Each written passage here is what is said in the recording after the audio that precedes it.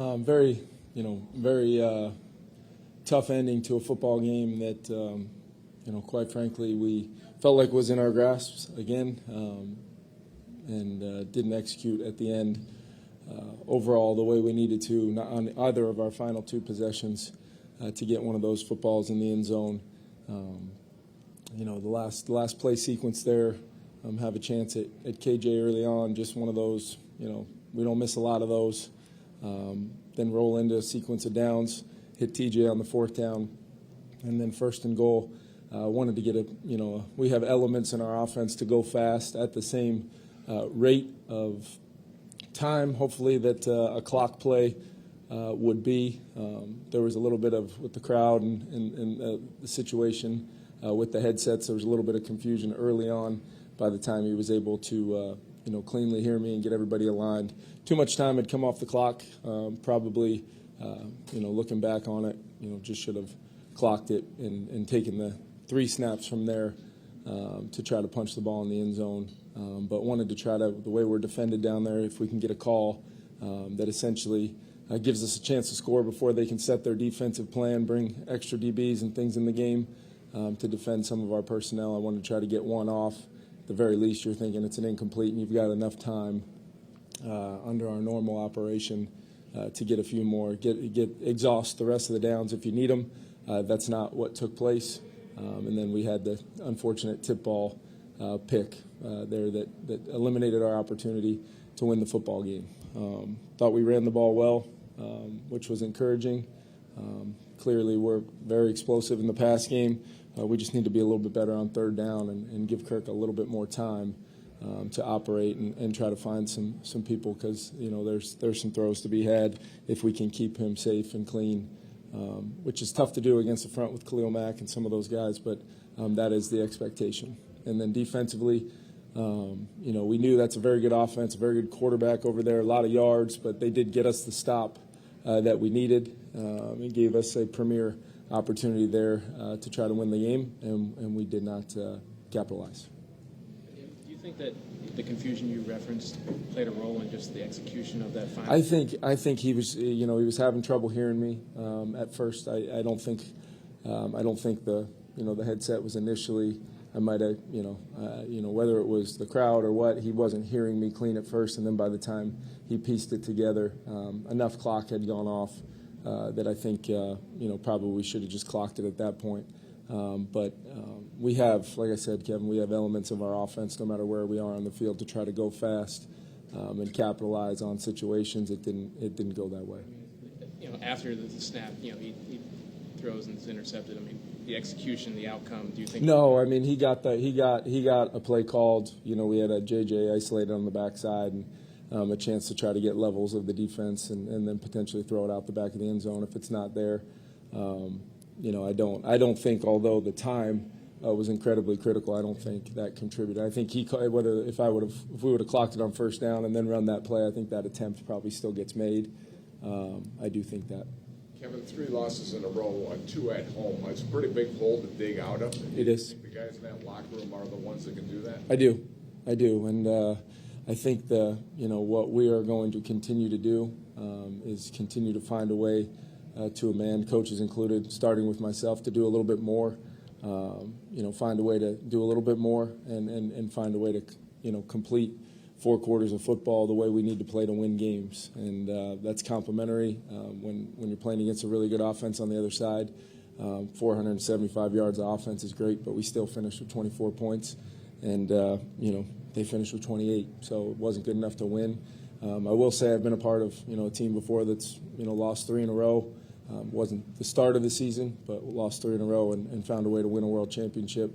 I believe in this team. I believe in the makeup of this team. I believe in our leadership. I believe in our coaches. And we are going to continue to work. That is not one concern of mine with the type of guys we have in there. We could be disappointed and we could be very upset about the outcome today, which everybody in that locker room, coaches and players included, we are. We're right there with our fans and feel it. But that hopefully our backs are against the wall now. We've got to find a way to get our first win this week and go on the road to do it and just see if we can start stacking them from there and working our way out. Got a lot of football left. Coach, with all those yards and game. Why were you so unsuccessful on third down? I think there was, they got a couple kind of one hitch kind of timing type pressures on Kirk. Wasn't really, all out pressure. It was just, they were able to get to him a little bit on some of those downs. We had Alex Madison on a kind of a design play against man coverage. He's pretty much by himself at that point. And Bosa, I think Bosa off the right side hit Kirk's arm as he goes to throw it. Those are the things. Those are the little things here and there that, we make those plays. I had a chance to intercept the football late in the game, got our hands on it, and really got our hands on the, pretty close to getting the hands on the one at the end of the half as well. Both those are touchdowns for the Chargers. So you make one or both those plays, find a way to just give Kirk enough of a click to really throw a plant throw to Alex on that touchdown. And then some of the other third downs, we've been pretty good so far this year on third down, and just got to find a way to continue to protect, and what that looks like. We'll continue to find the best five guys we can put out there and mix our eligibles, work our different receivers. TJ, JJ, Jordan, and KJ all showed up and made plays at times. And then, we just got to find a way to just be a little bit more consistent until we're coming off the field after taking it over the goal line. The game where your opponent was in the spread the entire game? With our style of defense, they clearly came in with a plan to just, kind of see if they could get pressure looks, and had some answers just to put the ball in play on bubbles and, block them up, receiver screens and one-step throws. They were not going to try to drop back in those scenarios, and that's where we got to just keep defeating blocks, getting off blocks. Hopefully those blocks aren't happening illegally before the ball's caught, so we can try to rally and get people to the football and force them into situations where they can't just continue to call those plays. Daniil made a play, getting the ball out on a critical third down. Just need to continue to get our ops, and when we get our ops to potentially turn the football over, we'll start making some of those. Coach, you guys had the ball on the 1 yard line, a chance to score. You handed it off to Alex. Was a quarterback sneak not an option for you guys at that point? It was probably a little bit. We could have, in that scenario when you're just inside the one, you potentially could save that QB sneak for maybe fourth down when you could reach the ball out and try to just take it over that way. I was confident in that call. We put goal line on the field. I have to go back and watch it and see exactly where the breakdown was on the play. We were confident we could get a little bit yet less than a full yard right there on that run. We didn't get it. And then, ultimately it didn't work out. So that's kind of what I'm talking about. Whether it's been turnovers at the pylon or, late in the half, interception being tipped and caught at the one in the opener, or being down there, trying to punch it in. Thought we were physical. I thought we were, versus a lot of their plan of playing shell and having a plan for Justin. We got some clean looks to run the football and took advantage of it. And then generated some explosives, in different variations of our offense. Just got to find a way to get, one or two more scores there, and I think, would have been different. On the double pass to Williams, had they done anything like that before, or put anything on film that? Yeah, anytime you're going to throw 10 or 15 bubble screens in the game as the zero answer, we got to be ready for that play, because the second you see 1, 2, 3, 4 times and them flipping the ball out there, I think everybody knows. Potentially a double move of some kind is going to come off of that. And we were trying to coach those guys up to be aggressive, fly up there and confirm once that ball's been thrown to go up there and make those tackles. We just got a little giddy there and jumped it before we had seen the ball actually thrown to the bubble, and then he kind of tucked it for a sec. That's a trick play that scores with how we were having to defend them. And we'll coach it up, continue to try to coach it up, and give them credit for executing that one. But, yeah, Ben, that's, I'm sure, over the course of some of the looks that we've seen over the years, when you're in those pressure looks and they only have so many answers, complimentary play to be able to get the ball out of the quarterback's hands to somebody else and double pass was great execution by them for a big play. Kirk can't hear you in that situation. Do you want him to make that executive decision to just clock it, or how do you coach it? Yeah, I think there's some scenarios. The headset just goes completely out would probably be a better scenario than if it's choppy and he's trying to piece together what I'm saying. We called the play we were trying to get to. We were lining up in the exact same formation. We were just in on the conversion to TJ. He ran a great route over the middle, had a chance to maybe catch and score. I got to go look at that one. But then just trying to line up the exact same way and get the ball snapped to see if we can, get that thing in the end zone on first down without, allowing subs and rush and all those things to come on. Ryan is throwing almost every kind of formation, every kind of blitz at opposing offenses. Do you worry that the personnel is just not allowing you guys to do what you need to do? Yeah, well, we'll have to definitely take a look at it. It does seem like there's some times where we're close, but really when we're trying to force some of those all-out looks and the ball's coming out, that's one thing. Some of the other scenarios where we're bringing pressures of different kinds with either fire zone or different types of coverages behind it. That's when it seems to me like Justin had quite a bit of time on some of those to sit in there and push the ball down the field when he wanted to.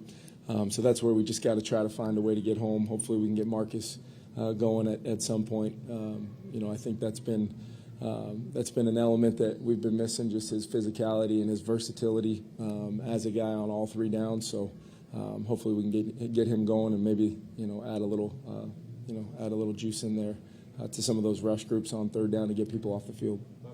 Kevin, you started the game with those 5 straight runs to Alexander. Yep. Was that kind of your statement of confidence in him and the run game in general? Yeah, it's easy to keep calling them when you're moving the chains and the runs look like that. So I credit our guys.